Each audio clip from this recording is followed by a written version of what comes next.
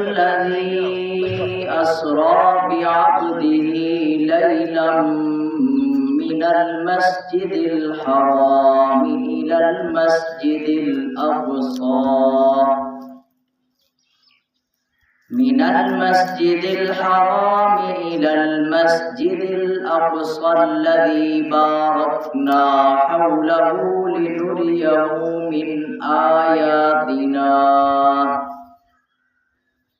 إنه هو السميع البصير.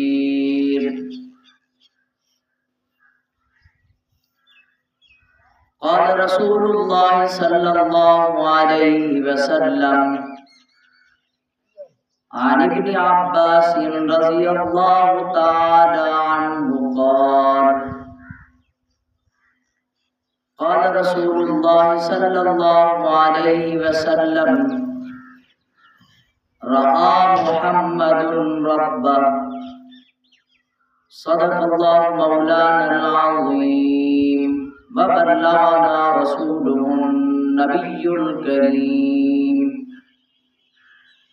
ونحن على ذلك لمن الشاهدين ومن الشاكرين والحمد لله رب العالمين.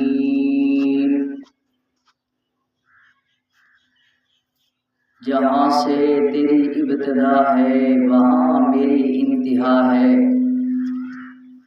جہاں سے تیری ابتدا ہے وہاں سے میری انتہا ہے. آقا تیرا معراج کہ تو عرش تک پہنچا، میرا معراج کہ میں تیرے قدموں تک پہنچا. انتہائی واجب الاحترام قابل صد احترام حضور نبی کریم صلی اللہ تعالی علیہ وآلہ وسلم، صحابہ کرام اور اہل بیت عظام سے عقیدت اور محبت اور وفا رکھنے والے دوستوں، بزرگوں، نوجوان ساتھیوں، السلام علیکم ورحمۃ اللہ وبرکاتہ. سامعین، اللہ تبارک و تعالیٰ کے فضل سے ایک مرتبہ پھر آپ حضرات سے علمی گفتگو کا شرف حاصل ہو رہا ہے. دعا ہے اللہ تبارک و تعالیٰ مجھے حق سچ کہنے کی اور ہم سب کو اس کے سمجھنے کی، پھر اس پہ عمل پیرا ہونے کی توفیق عطا فرمائے. سامعین، آپ حضرات کو معلوم ہے کہ یہ مہینہ رجب المرجب کا ہے. حضور نبی کریم صلی اللہ تعالی علیہ وآلہ وسلم کو نبوت ملنے سے پہلے یہ مہینہ ان معزز مہینوں میں سے تھا، ان حرمت والے مہینوں میں تھا کہ جن کا احترام کفار کیا کرتے تھے. لیکن جب حضور نبی کریم صلی اللہ تعالی علیہ وآلہ وسلم نبوت لے کے آ گئے، اب بھی یہ مہینہ عزت اور عظمت والا ہے، لیکن اس کی وجوہ مختلف ہیں. ایک تو یہ کہ اس مہینے کو عظمت اس وجہ سے ملی کہ اس میں سیدنا علی المرتضی رضی اللہ تعالی عنہ کی ولادت بسعادت ہے. دوسرا یہ کہ اس مہینے میں حضور کے جلیل القدر صحابی، خال المسلمین، امیر المؤمنین، فاتح عرب و عجم، سیدنا امیر معاویہ رضی اللہ تعالی عنہ کی وفات ہے. اور تیسرا یہ کہ اس ماہ رجب میں 27 رجب المرجب کی تاریخ کو اللہ تبارک و تعالی نے میرے اور آپ کے پیارے نبی کریم صلی اللہ تعالی علیہ وآلہ وسلم کو ملاقات کا شرف عطا کیا اور میرے نبی کو معراج نصیب ہوئی. اور اللہ تبارک و تعالی نے حضرات انبیاء علیہم السلام کو بے شمار معجزات عطا کیے. اللہ تبارک و تعالیٰ نے ان انبیاء علیہم السلام کو جو بے شمار معجزات عطا کیے وہ بھی اعلیٰ، لیکن میرے نبی کریم صلی اللہ تعالیٰ علیہ وآلہ وسلم کو جو معجزات عطا کیے وہ سب سے اعلیٰ۔ ان انبیاء کو اللہ تبارک و تعالیٰ نے تھوڑے بہت معجزات دیے، لیکن مورخین کے کہنے کے مطابق میرے اور آپ کے پیارے نبی کریم صلی اللہ تعالیٰ علیہ وآلہ وسلم کو اللہ تبارک و تعالیٰ نے 3000 سے اوپر معجزات عطا کیے، اور ان معجزات میں عظیم الشان معجزہ، بہت بڑا معجزہ، فقید المثال معجزہ، معرکۃ الارا معجزہ معراج کا ہے۔ معرکۃ الارا معجزہ معراج نبی کریم صلی اللہ تعالی علیہ وآلہ وسلم ہے۔ سامعین، اللہ تبارک و تعالی نے جس طرح تمام انبیاء علیہم السلام کو معجزات عطا کیے، اسی طرح اللہ تبارک و تعالی نے تمام انبیاء علیہم السلام کو معراج بھی نصیب کی، معراج کا شرف بھی ان کو حاصل ہوا۔ اگرچہ ان کو معراج زمین پر ہوئی، حضرت آدم علیہ السلام جب جنت سے نکلے، دنیا میں آئے، زمین پر آئے، یہاں پہ معراج نصیب ہوئی، اور حضرت نوح علیہ السلام کو معراج ہوئی طوفان نوح میں، اور حضرت موسیٰ علیہ السلام کو معراج نصیب ہوئی کوہ طور پر، اور حضرت عیسیٰ علیہ السلام کو معراج نصیب ہوئی سولی پر، اور حضرت ابراہیم علیہ السلام کو معراج نصیب ہوئی آگ میں، اور حضرت اسماعیل علیہ السلام کو معراج نصیب ہوئی چھری کے نیچے۔ تو اللہ تبارک و تعالیٰ نے تمام انبیاء علیہم السلام کو معراج نصیب کی زمین پر، لیکن میرے اور آپ کے پیارے پیغمبر صلی اللہ علیہ وآلہ وسلم کو معراج نصیب کی عرش بری پر۔ سامعین، یہ معراج کا واقعہ حضور نبی کریم صلی اللہ تعالی علیہ وآلہ وسلم کو نبوت مل جانے کے بعد 11ویں سال میں نصیب ہوا۔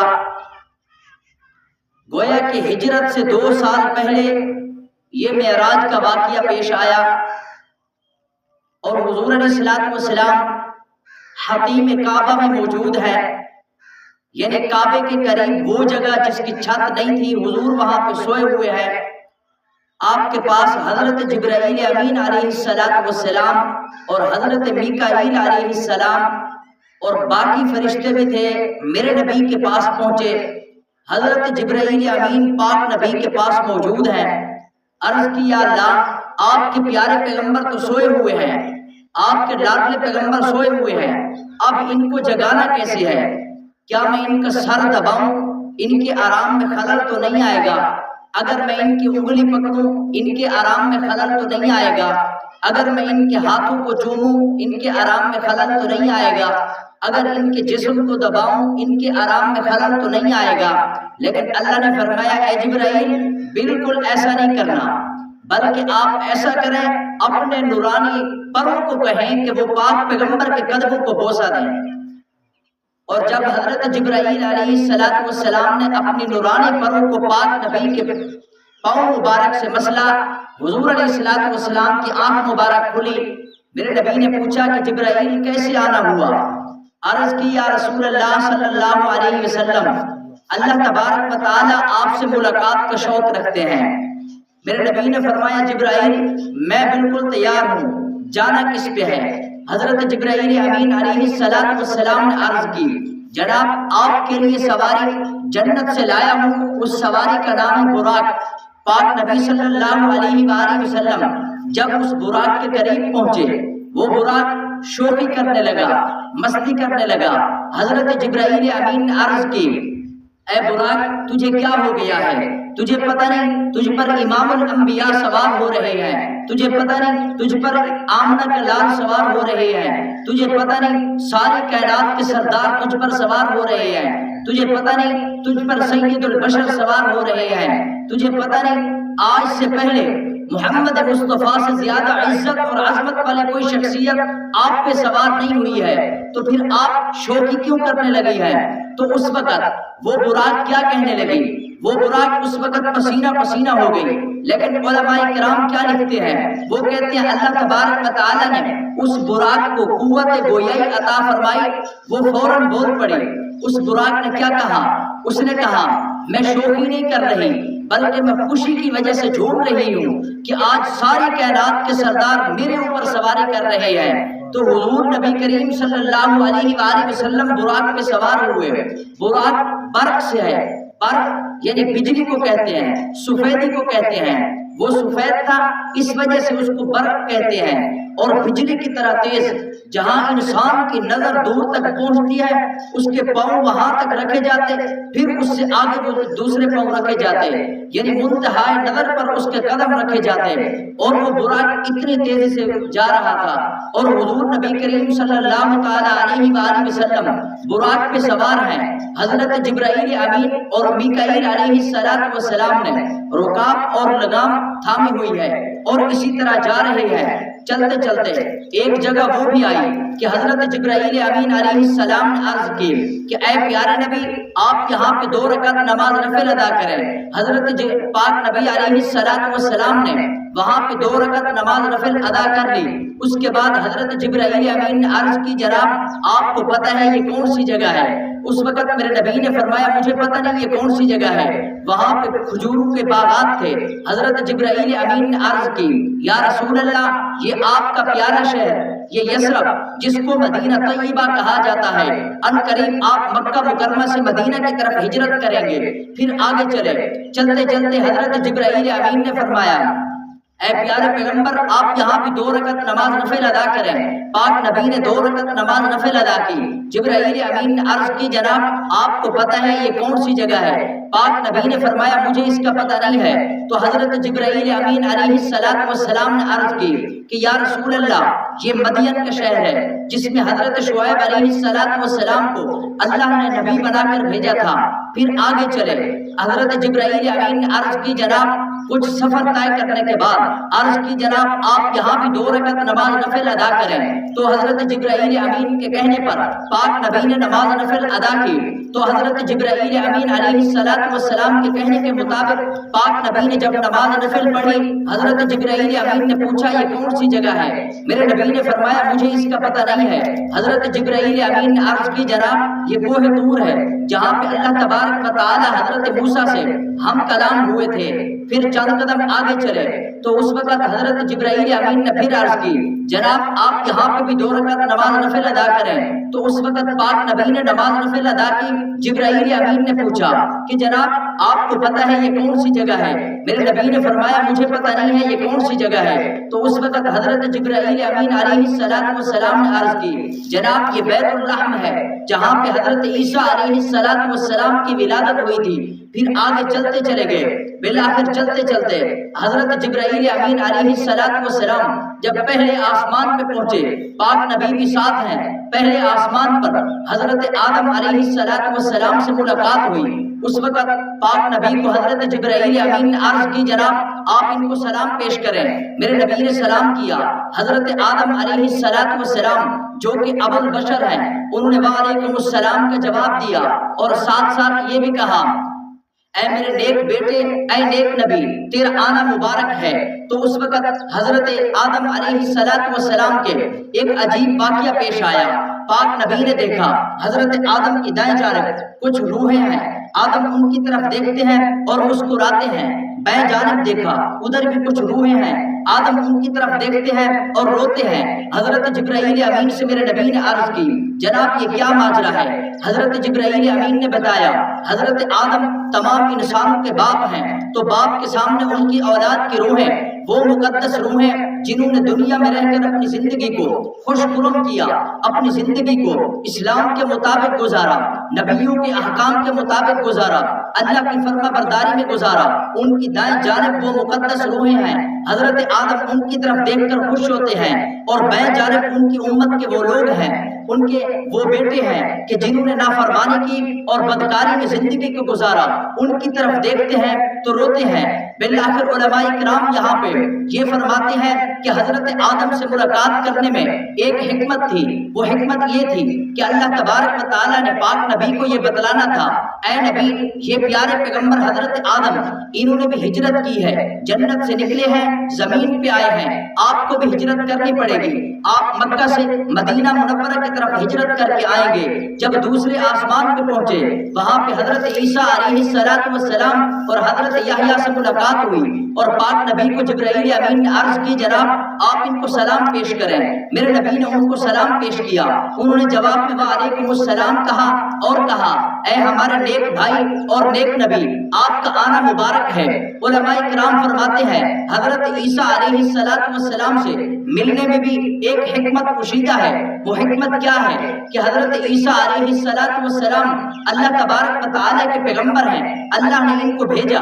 یہودیوں نے ان کے خلاف سازش کی، عیسائیوں نے بھی ان کے خلاف سازش کی، ان کو سولی پہ لٹکانے کی کوشش کی، لیکن اللہ نے ان کو بچا لیا۔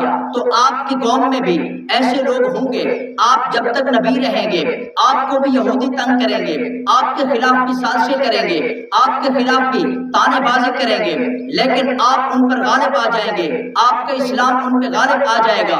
جب تیسرے آسمان پہ پہنچے، وہاں پہ حضرت یوسف علیہ السلام سے ملاقات ہوئی، اور حضرت جبرائیل امین نے عرض کی، جناب آپ ان کو سلام پیش کریں۔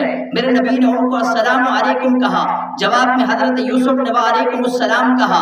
اور علماء کرام فرماتے ہیں اس میں بھی ایک حکمت پوشیدہ ہے۔ وہ حکمت یہ ہے کہ حضرت یوسف علیہ السلام سے ان کے بھائیوں نے حسد کیا، بغض رکھا، اور بالآخر وہ وقت بھی آیا جب حضرت یوسف مصر کے بادشاہ بن گئے۔ ان کے یہ بھائی حضرت یوسف کے پاس پہنچے، اور بالآخر حضرت یوسف علیہ السلام نے ان کو معاف کر دیا، اور جواب میں کیا کہا؟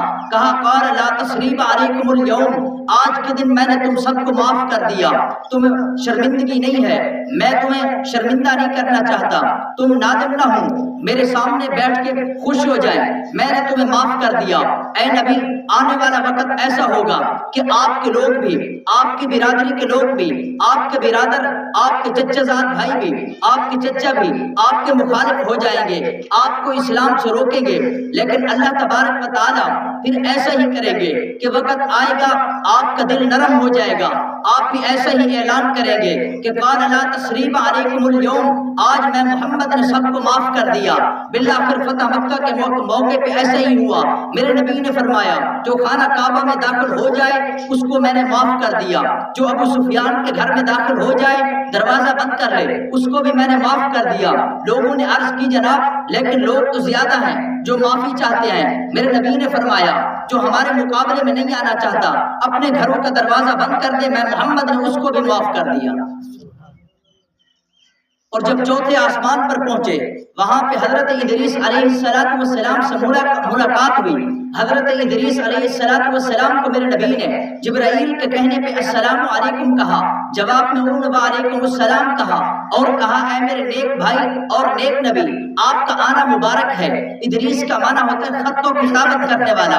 تو اس وقت علماء کرام فرماتے ہیں اس میں بھی ایک حکمت پوشیدہ ہے کہ حضرت ادریس سے ملاقات اس وجہ سے ہوئی کہ اللہ تبارک و تعالیٰ یہ بتلانا چاہتے ہیں کہ ادریس کو ہم نے نبی بنا کر بھیجا تھا، تو یہ اپنے خط و کتابت کے ذریعے لوگوں کو اسلام کی دعوت دیتے، عمراء کے پاس خط بھیجتے، سلاطین کے پاس خط بھیجتے، بادشاہوں کے پاس خط بھیج دیتے، ان کو دعوت حق دیتے۔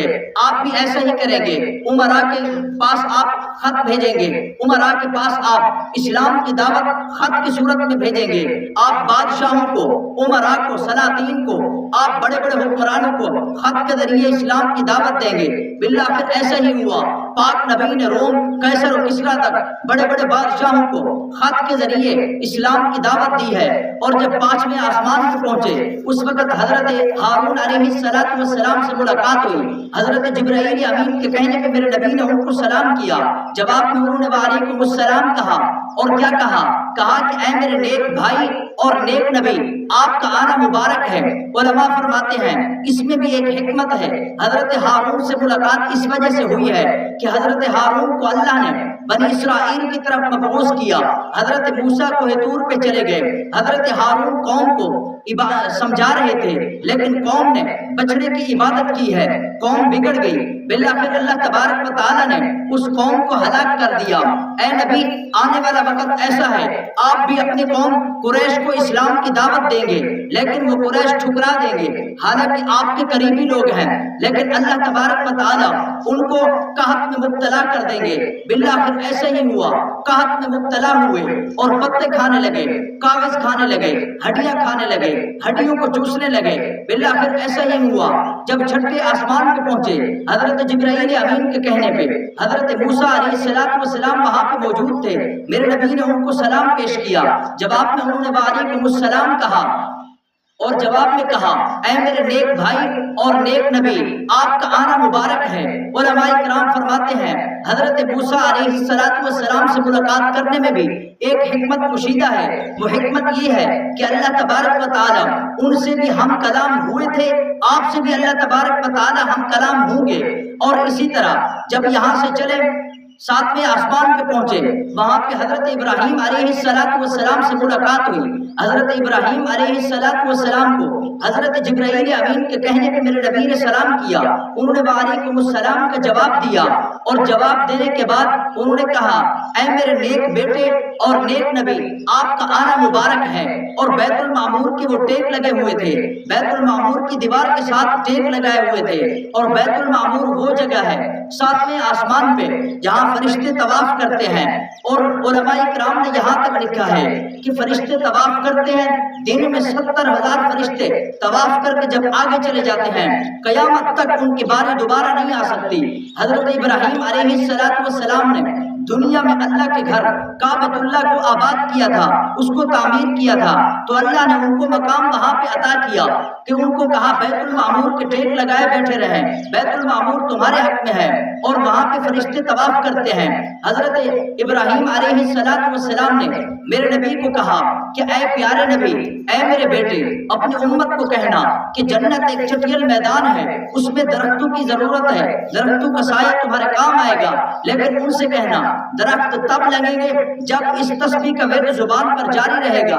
تیسرا کلمہ سبحان اللہ والحمد للہ ولا الہ الا اللہ واللہ اکبر ولا حول ولا قوت الا باللہ، جب یہ ورد کریں گے اس چٹیل میدان میں درخت لگ جائیں گے، قیامت کے دن اس کا سایہ تمہارے کام آئے گا۔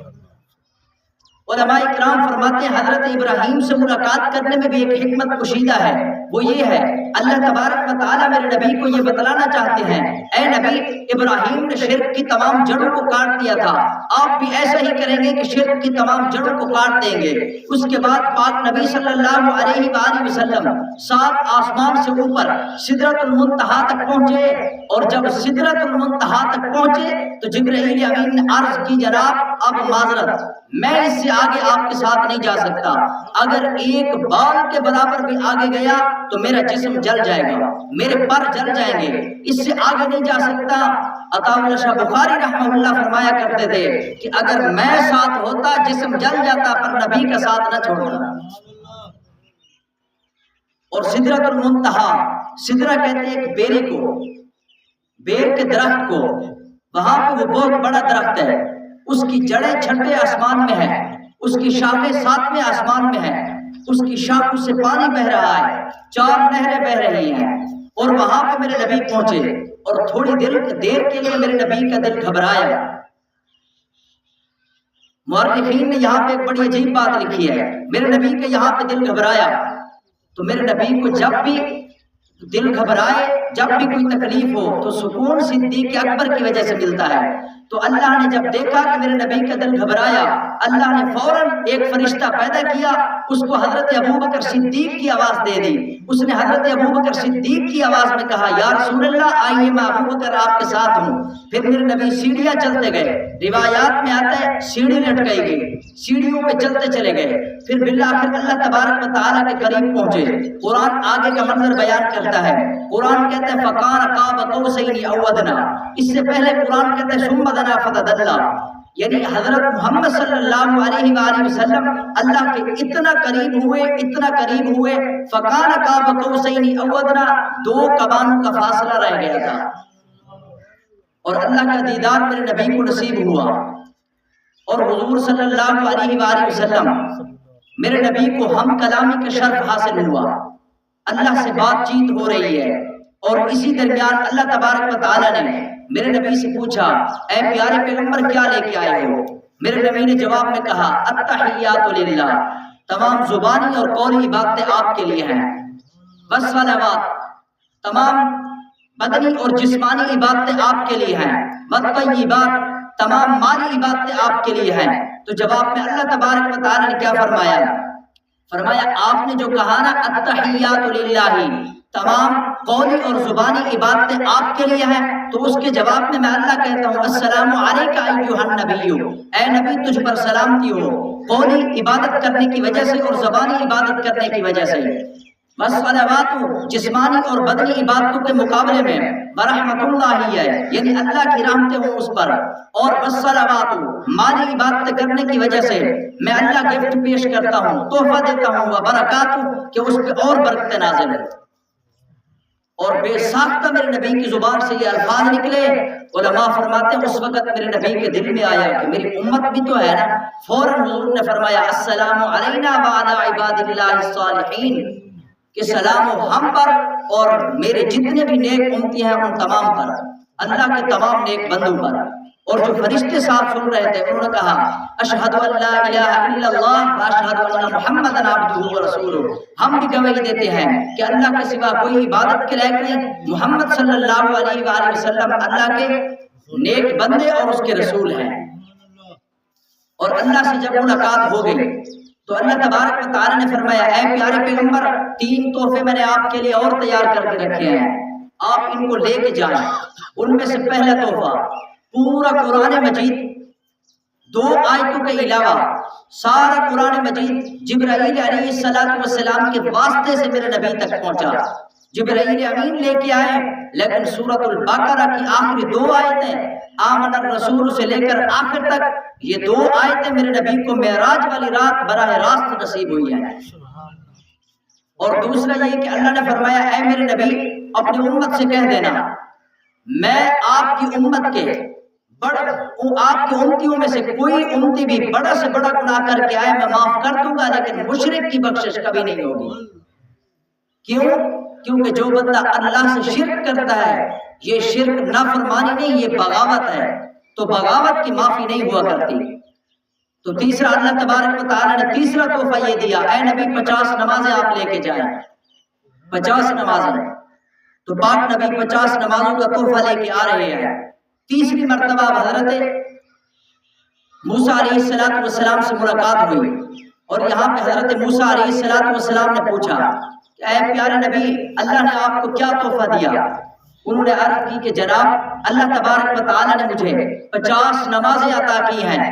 تو اس وقت حضرت موسیٰ علیہ السلام نے عرض کی جناب میں بھی بنی اسرائیل میں رہ کے آیا ہوں، یہودیوں نے میری بات کو نہیں مانا، ہم پہ 2 نمازیں فرض تھی، صبح کی اور عصر کی نماز، انہوں نے 2 نمازوں کو پابندی سے نہیں پڑھا، آپ 50 نمازیں لے کے جا رہے ہیں، امت مانتی نہیں ہے، آپ جائیں نمازیں کم کرا کے آئیں۔ میرے نبی صلی اللہ علیہ وآلہ وسلم حضرت موسیٰ علیہ السلام کے مشورے کو قبول کیا اور اللہ کے پاس بار بار آنا جانا ہوا، 5 نمازیں ہر وقت معاف کرائیں، 45 نمازیں معاف ہوئی، 9 چکر لگے، جب 5 نمازیں بچی حضرت موسیٰ نے عرض کی جناب اور معاف کرائیں، میرے نبی نے فرمایا اب مجھے شرم آتی ہے، اب میں نہیں جا سکتا۔ جب میرے نبی کی زبان سے یہ الفاظ نکلے اللہ نے اوپر سے آواز دے کے کہا ما یبدل القول لدی، ہماری طرف سے جو بات طے ہو جائے وہ بدلہ نہیں کرتی، اگر کوئی بات بدلی بھی ہے تو وہ آپ کی طرف سے بدلی ہے۔ ہم نے 50 نمازوں کا کہا تھا، آپ نے کہا کم کرتے چلے جائیں، لیکن ہماری طرف سے بات نہیں بدلی، آپ یہ 5 نمازیں اپنی امت کے پاس لے کے جائیں، پڑھیں گے 5، میں اللہ ان کو 50 کا ثواب عطا کروں گا۔ قرآن کیا کہتا ہے ما یبدل القول لدی، اللہ فرماتے ہیں میری طرف سے بات نہیں بدلے گی، ثواب 50 کا دوں گا، اگرچہ بچی 5 ہے، امت سے کہیں پڑھے 5، میں 50 کا ثواب عطا کروں گا۔ اور حضور علیہ الصلوۃ والسلام فرماتے ہیں وہاں پہ جب یہ بات چیت ہو گئی اس کے بعد مجھے جنت اور جہنم کا معائنہ کرایا گیا۔ جنت میں میں جب گیا وہاں پہ حضرت بلال حبشی رضی اللہ تعالیٰ عنہ کے پاؤں کی آہٹ سنی۔ وہ مکے میں رہنے والا حبشے کا کالا بلال جو چلتا تو مکے کی گلیوں میں ہے لیکن پاؤں کی آہٹ جنت میں سنائی دیتی ہے۔ تو اس وقت میرے نبی نے پوچھا بلال کس وجہ سے یہ مقام آپ کو ملا؟ صحابہ کرام بھی پوچھتے تھے۔ حضرت بلال نے عرض کی جناب میں ہر وقت باوضو رہتا ہوں، جب بھی مسجد میں جاتا ہوں تحیۃ الوضو یعنی 2 رکعت نماز نفل پڑھتا ہوں، بس یہی میرا عمل ہے ہر وقت باوضو رہنے کی وجہ سے۔ اور وہاں پہ میرے نبی نے فرمایا کہ میں نے حضرت فاروق اعظم کا محل بھی دیکھا، میں اندر جانا چاہتا تھا لیکن عمر کی غیرت مجھے یاد آ گئی۔ حضرت فاروق اعظم کو جب میرے نبی نے بتلایا، فاروق اعظم نے عرض کی یا رسول اللہ مجھے آپ کی غیرت کیسے؟ آپ غیرت کھائیں گے؟ ایسا نہیں یا رسول اللہ، یہ محل بھی تو مجھے آپ کی وجہ سے ملا ہے، آپ اندر چلے جاتے۔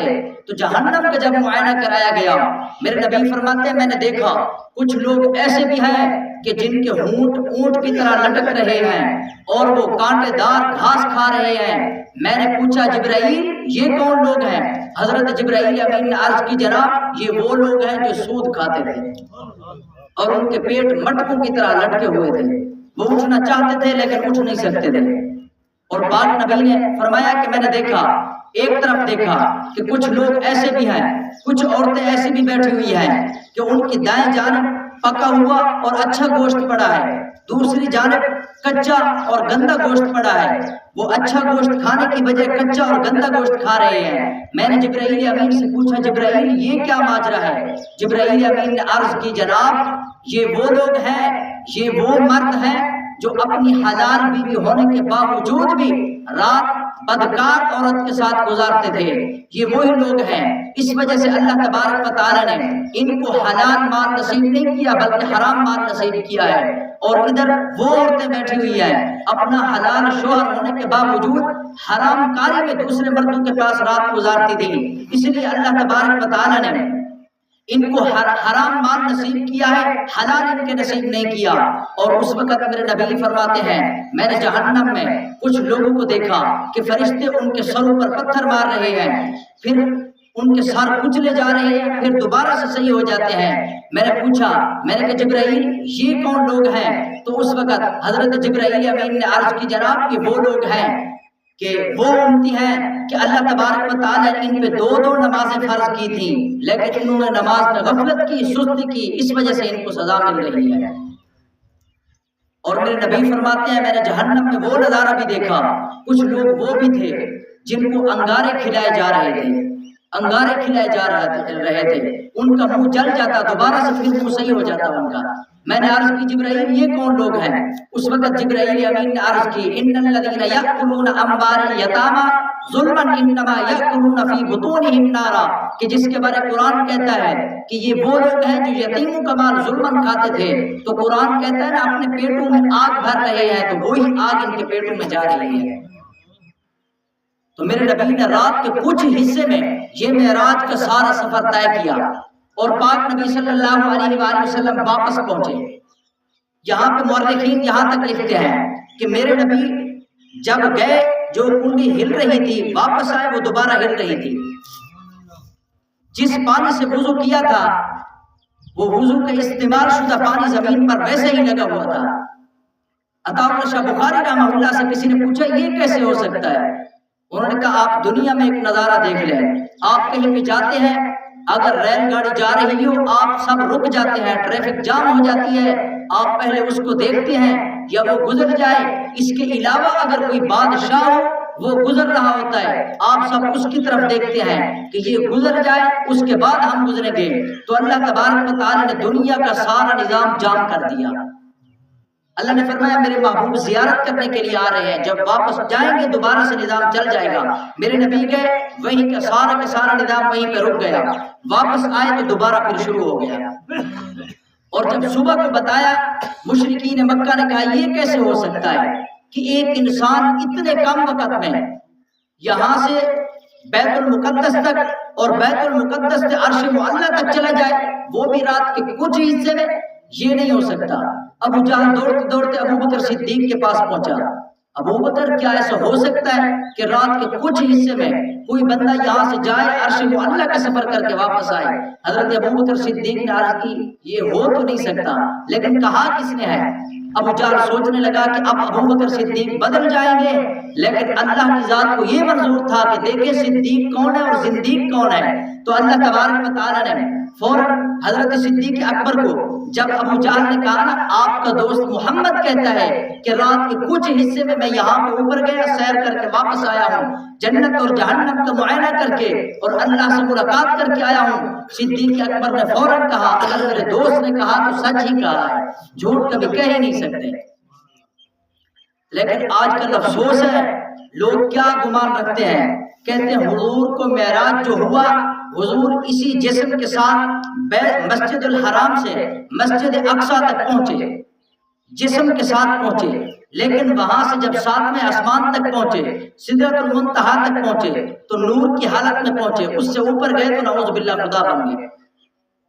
یہ عقیدہ بالکل غلط ہے، کیونکہ قرآن کیا کہتا ہے؟ قرآن کی وہ آیت جو میں نے شروع میں خطبے میں تلاوت کی تھی، قرآن کہتا ہے سبحان الذی اسری بعبدہ. عبد کا لفظ جہاں بھی استعمال ہوا ہے قرآن میں جسد مع روح ہوا ہے، یعنی جسم کے ساتھ روح ہو تب عبد کا لفظ استعمال ہوتا ہے، اس کے علاوہ نہیں ہوتا.